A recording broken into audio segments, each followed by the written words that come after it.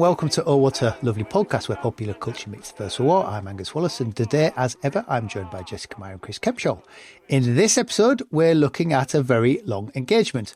Jean-Pierre Jeunet's 2004 film set during and after the First World War. The story centres around Mathilde, a young woman who refuses to believe that her fiancé has been killed after being condemned by a French military tribunal and sent into no man's land.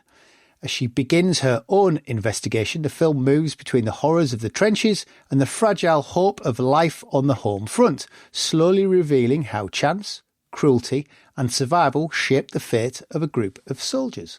The film blends romance, mystery and war, and is noticeable for its very striking visual style, complex narrative structure and emotional weight. On release, A Very Long Engagement was widely praised by critics. It received strong reviews in both the French and international press. Rolling Stone described it as an emotional powerhouse, and Roger Ebert says Jeunet brings together his poetic style, a lovable lead performance, and a story well worth telling into a series of pleasures to delight us. It was nominated for 2 Oscars, Best Art Direction and Best Cinematography, but lost out to The Aviator, a film which I had completely forgotten about. So I thought perhaps a starting point might be to loop back to that Roger Ebert quote, a series of pleasures to delight us. Can a First World War film be a series of pleasures?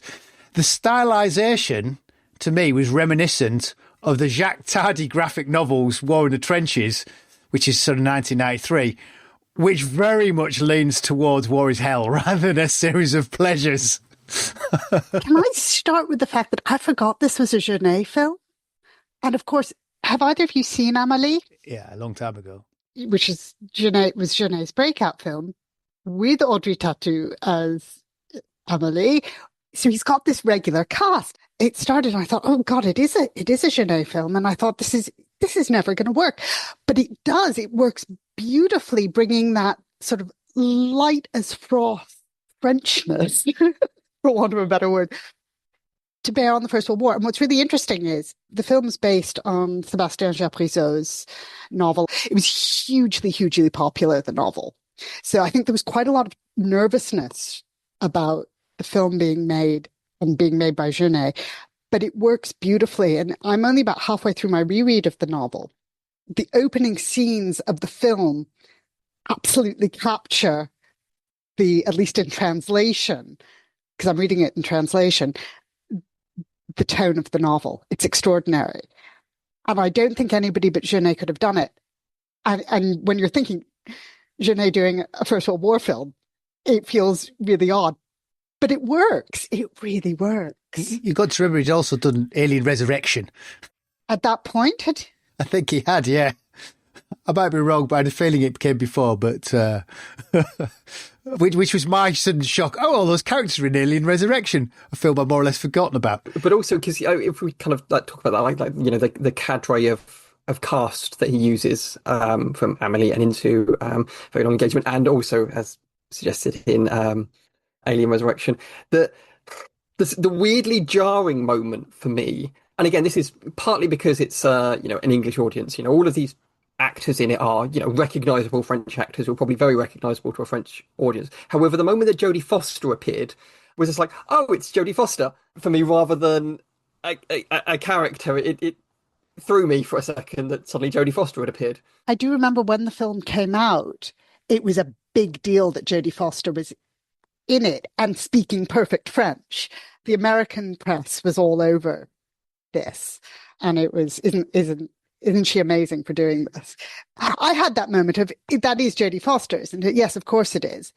And then you got over that, and that's partly because Jodie Foster is so good, but also her French is perfect. And it's a major part, but it's a small role in the film, if that makes sense. Yeah, it's like 5 minutes tops. But it is absolutely central to the plot. And it's a reminder, what I loved about this film, and it's slightly less obvious in the book, actually, is it's about women. It is so much about women.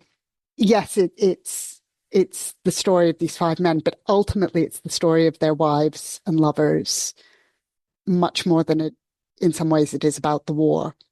or it's about women's experiences of war, which I really enjoyed. It's one of the joys of the film for me. Well, it's kind of like how the state has forgotten the individual. So you have that part where she's trying to find out. She's trying to find out what's happened to her fiancé, and she goes to the archives, and they have what's happened to the platoon or the section or whatever it is. But it doesn't talk about the individuals. It's about these women trying to find out what's happened, preserving the individual, as opposed to the state that's forgotten the individual but has remembered the event. One interesting difference between the book and the film. In the book, first of all, she's much younger in the book than in the film, but she's also what's called a white widow. The reason that she persists in the book is because she wants to marry her dead fiancé. She wants to make their relationship formal. And there was a law that allowed this to happen, which was partly about claiming pension rights, that you could claim a pension as a widow. But if you could prove that you were overaged, and this is the problem in the book, she's underage in the book. So until she comes of age, she can't do this without her family's permission. And her father's still alive in the book, and her father didn't give permission. So she's trying to prove what happened to him as a way of proving to her father that she is serious and she can do this. So it's also about that status of family relationships, marriage, common law marriage, lovers are really, really important, whether or not these women are married to these men. And there's a whole subplot, which is key to the central plot, about one man sleeping with another man, his best friend's wife, and attempting to father another man's child. But that relationship is actually really central to the plot. So it's very much about family relationships and state-recognized family relationships. So I think you're right. It's about the difference between the bureaucracy and the individual. I also think the film works very well as kind of a metaphor for interwar France. Because if you think about the 5 guys who get condemned, for some of them for accidents, some of them for self-inflicted wounds, and effectively condemned to death by the state decides they're all self-inflicted wounds, irrespective of where they are. Although I think 4 of the 5 are self-inflicted wounds. Yeah, it's her fiancé who isn't. He was an accident. No, it's.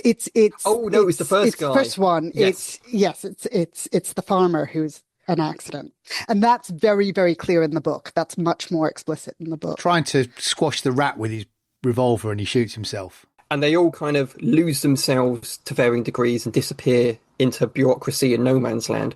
And the only one who nominally survives is her fiancé, who's the most kind of naively innocent one, and he has no memory of who he is. So it works in that sense as a kind of a France trying to find itself again after the First World War, and the only kind of remnant of it that was left is an amnesiac who doesn't remember who he was.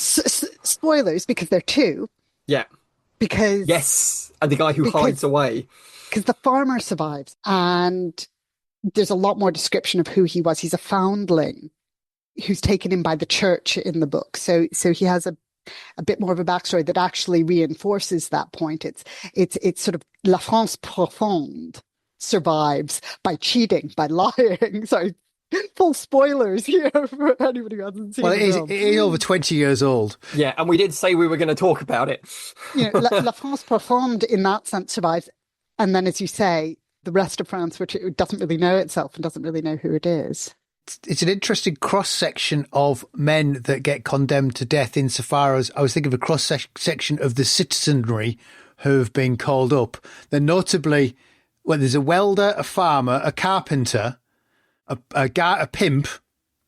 Yeah, and a guy who helps lighthouses. Yeah, and a guy. So they're not that. Where's the accountant, the doctor, the architect, the middle class? Nobody's above the rank of corporal. Is part of it. It's not the officer class that's being dealt with, and it's all very rural as well. Even although, the pimp is in Paris. Well, the interesting one is the pimp, who in the book. He's from Marseille. He's Marseillaise, isn't he, in the film, if I remember correctly? Is he not the Corsican, or is that just his girlfriend? No, he's Corsican, that's right. And what's interesting in the book, I think he's Corsican, but he is living in Marseille, if I remember correctly. And what's interesting is because the book can flesh out a lot more of the detail of her hunt, there's a very long letter from the girlfriend's female protector, Tina Lombardi. Tina Lombardi's godmother, who never really appears in the film at all. We don't need any more characters in the film. No, exactly. But she's Italian.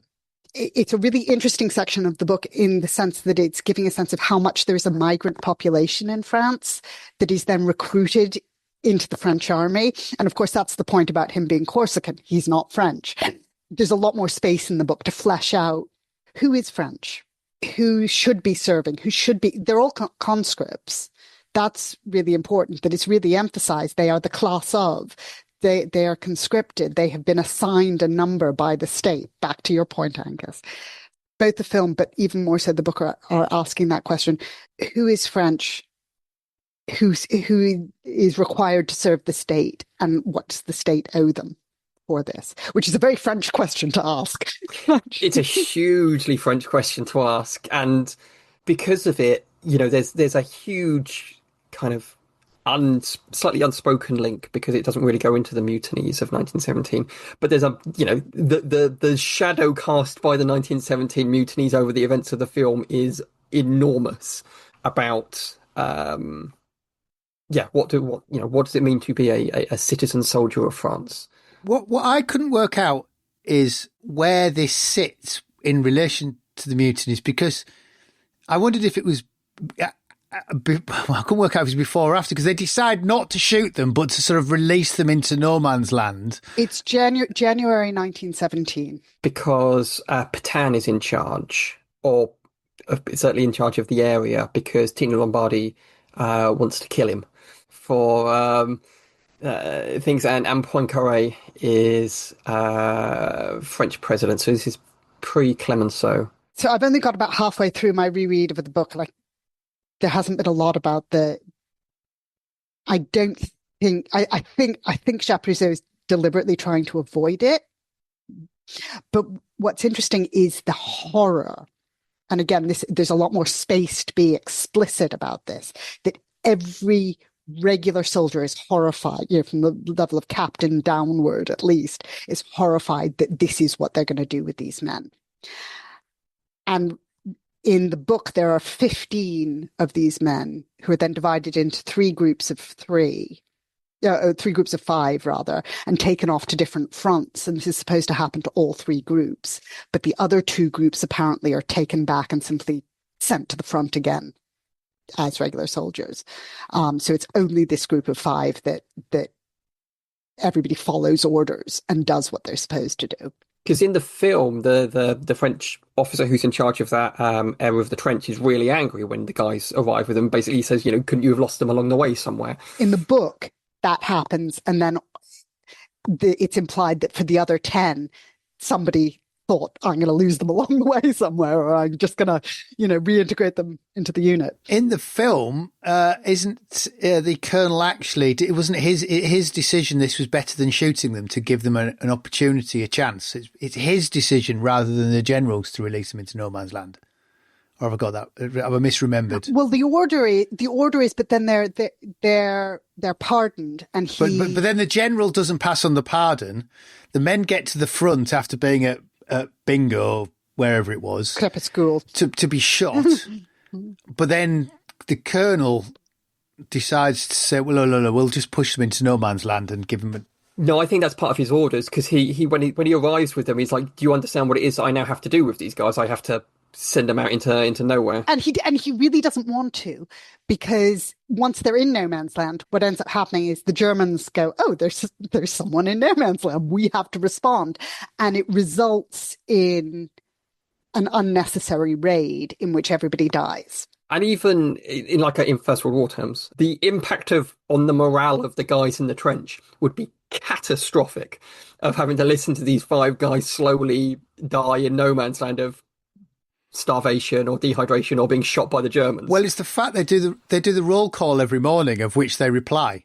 So they're still part of the unit, but they're not part of the trench.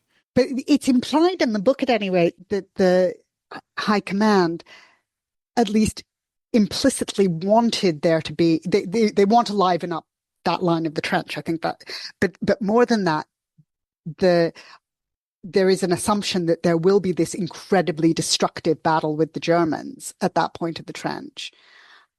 And that in doing so, they will eliminate any witnesses to this particular act. So the logic of High Command, it is implied, is that they'll have gotten rid of men condemned for self-mutilation who are undermining morale.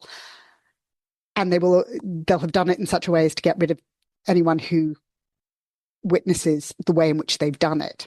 It's an attempt to sort of eliminate a loss of morale. Because there's an informal truce that is mentioned. They have an understanding with the Germans. Exactly. Yeah, exactly. With the bit where you have the over the top, you have the traditional paths of glory, walking backwards through the trenches. Everybody's fixing bayonets as the camera come past, which was a kind of a fun recognition touch. Like that whole aspect and going over the top is pure paths of glory. So Monarch spends his time in Neuville carving his initials into the tree. In the film, that's very visual.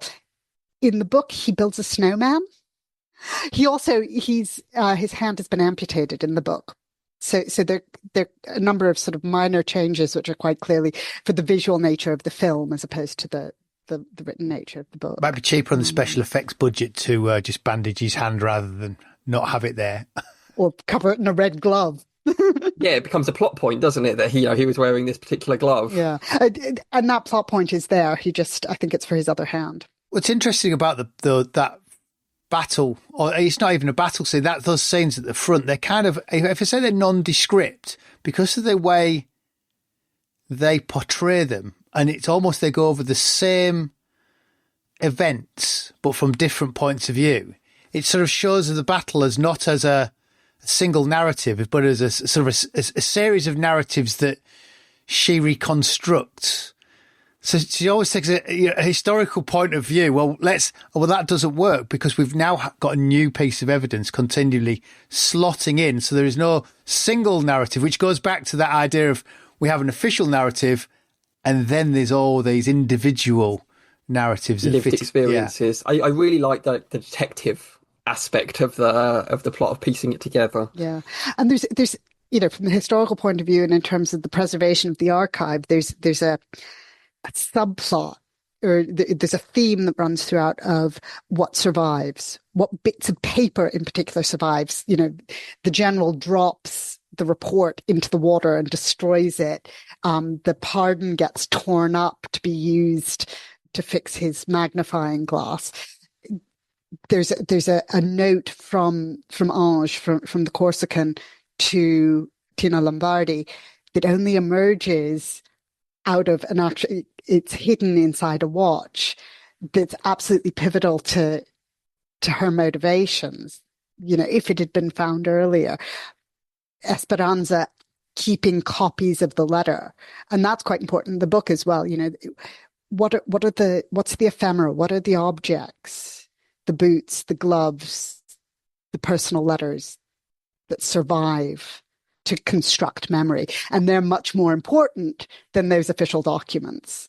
The official archive lies in a way that these don't. Although in regards to that official archives, I do think that Mathilde has probably one of the easiest visits to Vincennes that anyone has ever had in their entire lives. Even with the difficulty of getting her uncle, kind of godfather figure, who's a French... He's a lawyer. So in the film, he's the trustee of her estate, which she's inherited from her parents. In the book, because her parents are still alive, he's her lawyer. She's much more disabled in the book than in the film. She can't walk at all in the book. Having suffered, interestingly, she falls off a stepladder in the book at age 3 and never walks again. And the implication is that it's psychosomatic rather than physical. So she's suffering from her own form of functional impairment, but much longer term than Max. amnesia. Because there's a great joke in it at one point. I think it's possibly when she's either coming back from seeing her lawyer. I think it's when she's come back from seeing her lawyer. She's in the wheelchair and she comes down in the in the elevator. She comes out the other side and then she stands up, folds up the chair, and there are two people who stare at her, and she says something like, it doesn't just happen at Lord's. And at Lord's, yes, it's wonderful. Which is a great joke. And then he says later, I cannot believe that you manipulated me by using your chair. And this is after she's gotten out of her chair, stood on it, nearly fallen off of it, trying to get the records down, which is a metaphor for the challenge of, maybe that's her challenge at Vincent. I have to say, having never read the book, I find the film incredibly confusing. I suspect it's a bit like if you've watched Game of Thrones and read Game of Thrones, it makes more sense because you've got all that background of material to draw on. You know who everyone is. It seemed to be a series of men who had moustaches and beards, not moustaches, sometimes had beards, and you couldn't quite work out who they all were a bit 5 years later. So I hadn't actually read the book for years, and I saw the film again first and then went back to reread it. It is confusing for about the first half. But again, I managed to hang it on the women. Who was married to who? And once you worked out who was married to who, it became a lot clearer, I thought. Because the women visually are very different. Fewer beards. It took me a long time to try and figure out who Tina Lombardi had shot with the gun that was strapped to her waist. I'm thinking, who on earth's he then? Where's he come from? He was the hard-nosed French sniper. Yeah, he doesn't turn out. We don't find out who he is until after he's dead, or until just before he's dead. That's one of those bits of information that feels a little bit like a Deus Ex Machina in some ways, that it's just sort of dropped in there. She kills the French general, and then she kills the evil French sniper who shot one of the Corsican. When the Corsican was trying to surrender to the Germans. And was saying, I'm not French, I'm Corsican. And the sniper's like, well, if you're not French, then... Yeah.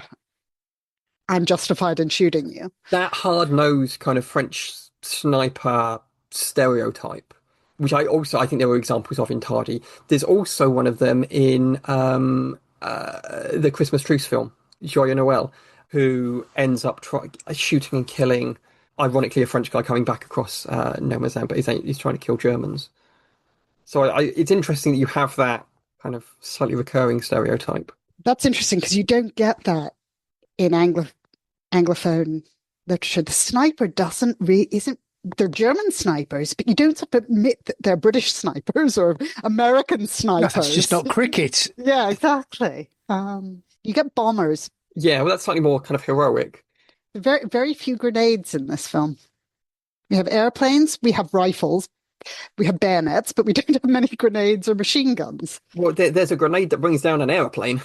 That's true. Yes, there is the grenade that brings down. And it's the devilish Germans who have the machine guns. Although I think at one point one of the French guys is on a chow chat thing, as one of the weird French machine guns. Yeah, we do have a dirigible, which I love. We do, filled with highly explosive hydrogen in the hospital. Or the hospital's in the aircraft hangar. Which is so convoluted, it's almost a casualty episode. Again, I need to finish reading the book. I don't know if that's actually in the book. That felt like a Jeunet jeu d'esprit. So the dirigible's in the aircraft hangar when it's attacked, but for some reason the doors are locked on the aircraft hangar, so when the hangar comes under attack, nobody could get out. And they've decided to put a hospital underneath this whacking great dirigible, and I can't quite work out why. And the French guy who survives disappears underneath some apparently inflammable canvas. My assumption was there was not enough flammable things, so once the explosion's gone, it's gone. That's it. But there's an interesting discussion throughout the whole thing about how facts are facts, but facts change. When you think about so there's a whole storyline which keeps repeating about who's wearing the German boots. Yes, and it's none of them. Everyone's correct on who's wearing the German boots. What they don't realise is the boots, people keep swapping the boots without everybody else knowing. So they know for a fact that they were wearing the boots. Yeah, but this is what I mean about the importance of ephemera, right? We don't think about clothing as being an important historical artifact, but it's vital. And particularly when everybody's wearing a uniform. And visually, actually, they're all wearing... this is something... How much do you know about French uniforms, Chris? A reasonable amount. What's the 80 on the collar? Oh, the 80, the number 80. Oh, that'll be like the regiment. It's very, very clear. They're all wearing the same coat. And you have that... there's a photograph at one point with the medical officer and an orderly, and I loved they were visually differentiated. That was fabulous. And hurrah for more medical orderlies, yay. Quickly to the dirigible factory. Well, but no, what was lovely was that there's an important medical element to this. One of the characters dies, basically lies down and dies because he's got gangrene, essentially. And that line about if it had been summer, he would have been dead by now is in the book as well. But, that bit of medical caregiving is done entirely by men. Yes, we see female nurses in the hospital, but frontline medical care is done by men. Hooray. Happy medical historian. Well, I wonder if that says more something about how the French remember the war than how necessarily the British remember the war. Maybe the war was more of a masculine thing because it's to do with citizens being called up, where the British memory of the war is more voluntary and you've got people coming forward. I don't know. I don't know, because we've got, as I say, this book is very much about the women who are women experience the war in occupation, right? And about keeping the land that has been invaded or is threatened by invasion going in a way that British women can separate from the war much more. And Chris, correct me, my sense as a gender historian is that there's a greater sense of gender division of labor in Britain and America than there is in France because of occupation. Yeah, and I also think that the idea of women were nurses during the war is very ingrained in British society. So therefore, there's the assumption that therefore they must be doing all of it. When as you have said in numerous books, no. Men do caregiving. I've only said it in one book.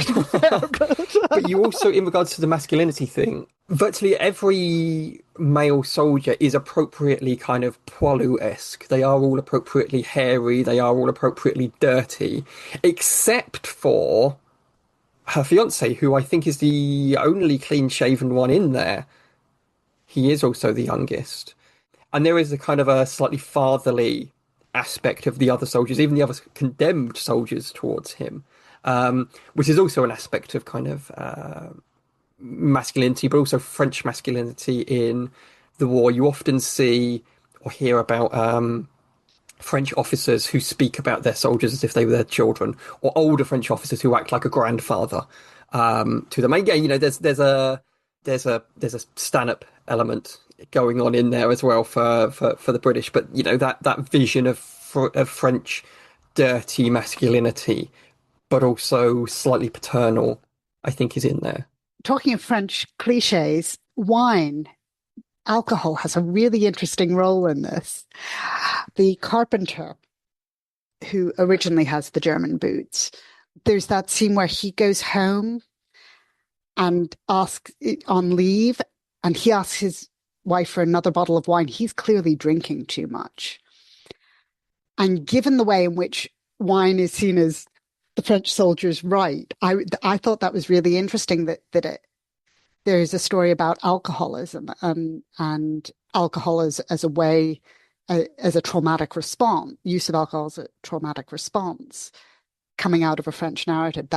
Is that unfair on French culture around the war? I don't necessarily know if it is unfair. I mean, alcohol has a really interesting place in French soldiers' experience, but also in regards to the mutinies. I can't remember who it is who's written about the extent to which parts of the mutinies were incredibly sober, because the French soldiers were worried that if they if they were visibly drunk, their concerns would be dismissed as the rantings of drunken men. So when they wanted to be taken seriously, they stopped drinking. So I think there is potentially something in there. And also that Carpenter, alongside, he's clearly drinking too much at home. It's a slightly kind of, it's an interesting, because there is like a black humour element of it. So whenever he's out and about with Jodie Foster and their kids, whatever it is that they see, he always goes, I saw something like this on the front. It was hell. All of my friends died. Regardless of what it is that they're doing, I think they were, at one point they were at the fun fair. I mean, what's interesting is, along with Manak, he's the only one who's sort of explicitly traumatized by the war, in that he's psychologically traumatized by the war. But he's also the one who accidentally gets shot in the hand rather than deliberately. So, and then his own actions and decisions further traumatize him, because his solution is, we need another child. I can't have children. Would you like to sleep with my friend? And then, having done that, it's like, oh God, the memories of you sleeping with my wife haunt me. And I'm going to, lose the friendship over this until the end. Though Jodie Foster falls in love with his friend very quickly. She must have known the friend prior to the...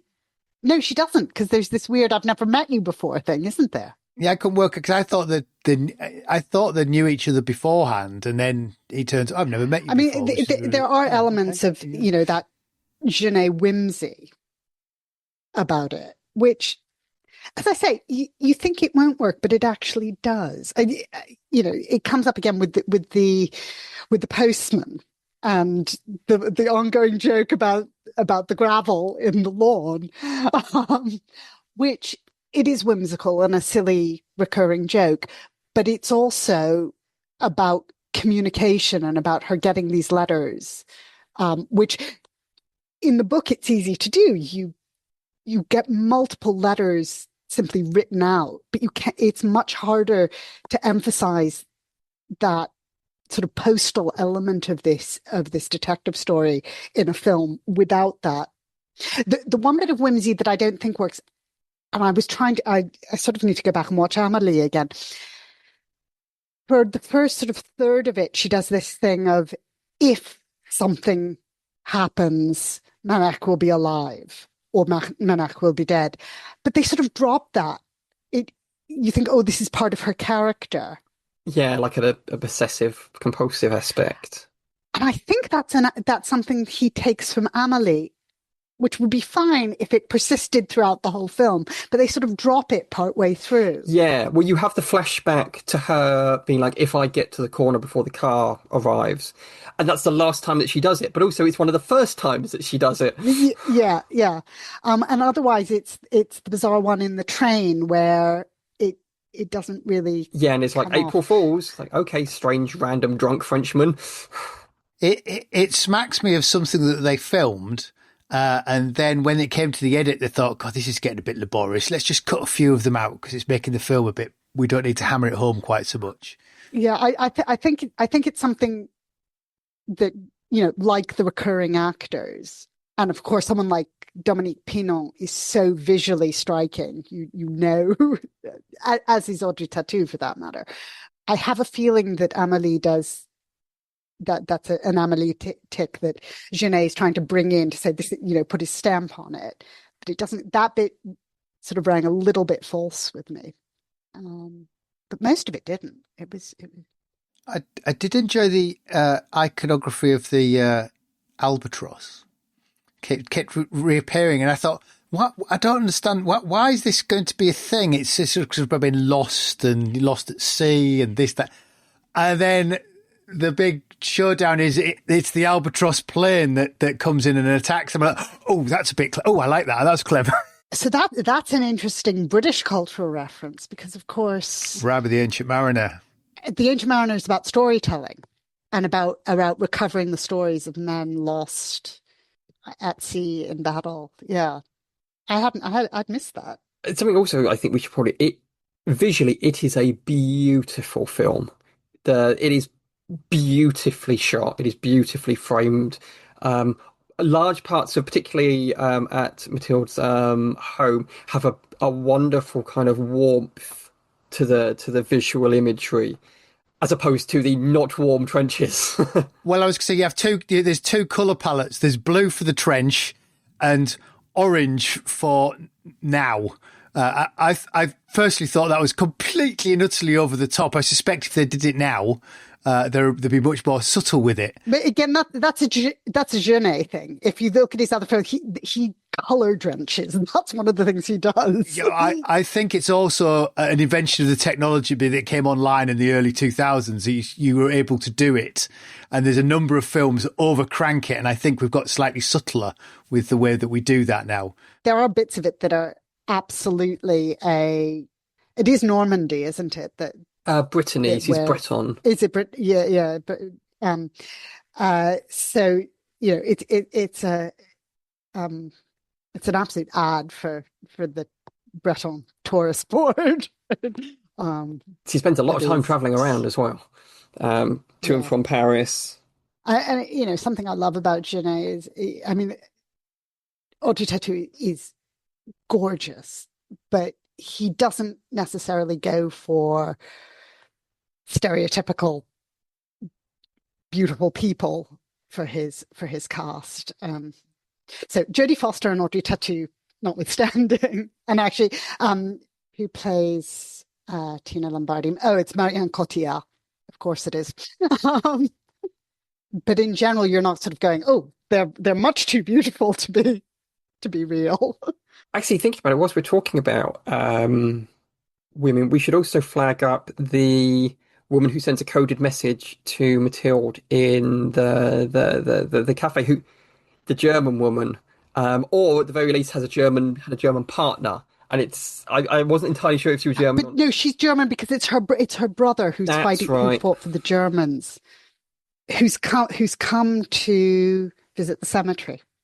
It's a good point because sometimes, I use Kathy Kollwitz's Die Eltern in a lot of my teaching on cultural history of the First World War because it's an incredibly powerful piece of mourning sculpture. And I do have to, particularly my first years, I have to remind them that it's not in Germany. It's in Belgium.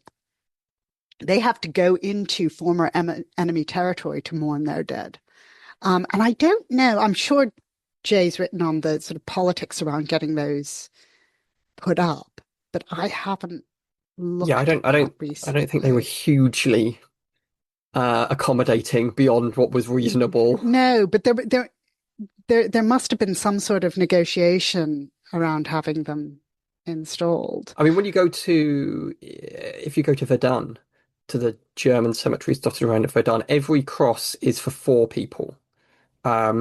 Because it's front and back, and the nameplates are on the arms of the cross. So they've given them an amount of land, but no more than they are willing to give up to the invading occupiers. This isn't going to work on a podcast at all, but this is something I picked up. I think so. That's a postcard of a French. This is from the Mémorial de Verdun à Douaumont. Propriété exclusive du Mémorial de la Bataille de Verdun-Fleury devant Douaumont. Is there a date of the illustration of the postcard? At the bottom, it's the signature of the artist. Then it's 42 RID.17. That's infantry regiment. So no, there doesn't seem to be a date on it, and I've looked for an actual date, but I can't find it anywhere. Anyway, I need to do a bit more Googling about it. To explain to our listeners what this is, having talked about it now. It's a postcard, it's a sketch, a pencil sketch of a German and a French soldier with their hands on each other's shoulders and their heads bent over a cross with a bit of barbed wire around it and Verdun written on the cross. So it's an acknowledgement of the immense loss of both the French and the Germans at Verdun by a French artist. And I got it at the Verdun Memorial. So it was this was years ago, but it was part of their collection then. See, I think because obviously it's a 110-year anniversary of the beginning of Verdun in February, not to date when we're recording this. I think there's a ceremony taking place at Verdun because I think Vanda Wilcox and Sofia Anisimova are going. I wonder whether or not there's a future episode in the portrayal of Verdun in popular culture, of maybe getting one of them on to talk about what actually happened at this, and what did they do? We talk a lot about British commemoration, right? We need to talk a bit more about French commemoration, which of course, like German commemoration, is complicated by the intervention of another major conflict and yet more occupation, and what Pétain did in that war. The other nice thing about A Very Long Engagement, and this is true of the book as well, is it's one of those pieces of it's one of those cultural artifacts that doesn't feel like it's portrayed through the lens of the Second World War. Very few things that we've looked at feel so that weren't created in the interwar period feel as exclusively First World War as this one does, or First World War and its aftermath. This is essentially a detective drama unraveling a moment in time. There's very little politics. You don't really see. There's very little politics of why they're directly fighting, or any of those kind of larger themes. There's a lot of social politics there. There's a lot about yeah. I mean, it's back to what you said about the state versus the individual. Yeah, there's no discussion about why the war is taking place or the benefits of fighting or any of those decisions or grand strategy. It's all irrelevant. It doesn't matter to these five guys in this particular moment. As we unpick, has he survived? Has he not survived? Which gets to that point of closure. You get to the end, and it's slightly a curious ending because she finds her fiancé, but there's not that kind of. There's this sort of an emotional finish. There's how wonderful she's found him. But then he can't. But it's not clear if he's in there anymore. But he's properly got amnesia and doesn't understand who she is. So you'd never quite get that feeling of they're going to live happily forever. I wonder what their post-war life is now. Although he's survived, he is not necessarily healed. Yeah, which is which is the theme of post-war France, is that France survives, but there's no going back. You can't undo the things that have been done. The book ends slightly differently. So the penultimate chapter ends, yes, she looks at him. Life is long and can still carry a great deal more on its back. She looks at him. So that's the penultimate chapter. That's where Mathilde and Manek's story ends. But then there's a final chapter called Monday Morning, because this all takes place over a weekend, which is the relieving Newfoundland troops. And really interesting that it's Newfoundland, because they're not British and they're not Quebecois. They are Newfoundland. Newfoundland had its own regiment, right? It's its own distinct troops in this war. They arrive and they identify 5 bodies, which they cover with a tarp, and then they dig a hole and they bury them, and they leave a box with their leader writes, "Here lie 5 French soldiers who died with their shoes on, chasing the wind, the name of the place where the roses fade, and a date a long time ago." And the implication is that box has been dug up, and that's what's inspired Japrisot's book. There's a more ambiguous ending to the book in that sense. But bringing us back to that question of memory, records, historical evidence. It's also, with that kind of detective aspect, it's difficult to watch it and not think of John Kipling and Rudyard as representatives of a generation of parents or partners who go searching for someone who can't be found anymore because there is nothing to find. Do you think that's a place to finish it? I like French representations of the First World War. This is going back to the episode we did talking about the King of Hearts and Women at War. And Women at War. Yeah, I think. Yeah, no, the French do this rather better than the British in some ways. Vive la France. I'm not sure we know where we're going next, do we, for our March episode? Nope.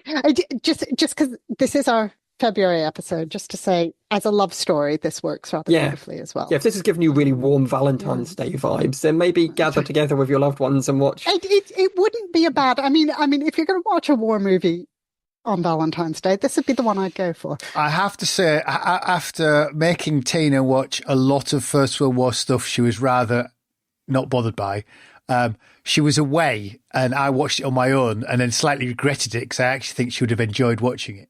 It's very, very, very compelling.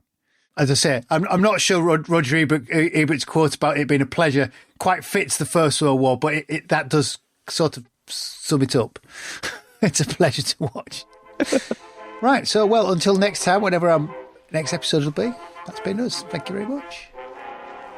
Bye. You. Thanks, everyone. Oh, it's a lovely war. Oh, we roast with eggs and ham when we got plum and apple jam. Comfort, Richard, how can we spend the Bolivian? Oh,